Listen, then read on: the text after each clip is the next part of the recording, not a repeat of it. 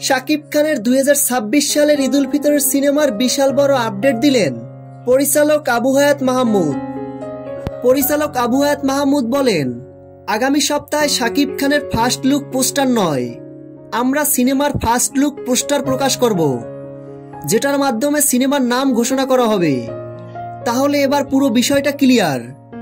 আগস্টের দ্বিতীয় সপ্তাহেই প্রকাশ পেতে যাচ্ছে শাকিব খানের নতুন সিনেমার নাম এবং শাকিব খানের নতুন সিনেমার প্রথম পোস্টার। এটা সত্যিই বিশাল বড় চমক। এদিকে সম্প্রতি গতকালকে শাকিব খানের নতুন সিনেমায় সঙ্গীত পরিচালক মহসিন নিধি চুক্তিবদ্ধ হয়েছেন। সঙ্গীত পরিচালক মহসিন নিধি বলেন, ছবিটির গল্প দুর্দান্ত, কিন্তু ক্যারেক্টারের আলাদা সাউন্ড থিম থাকবে। যে সময়ের গল্প, তখন আমাদের দেশের রক গানের প্রচলন ছিল। তো ভিউয়ার্স, আগস্টের দ্বিতীয় সপ্তাহে শাকিব খানের নতুন সিনেমার নাম ঘোষণা করা হবে। আপনারা রেডি তো? শাকিব খানের সকল আপডেট ভিডিও সবার আগে পেতে ভিডিওটিতে একটা লাইক দিয়ে চ্যানেলটি সাবস্ক্রাইব করে আমাদের পাশে থাকুন।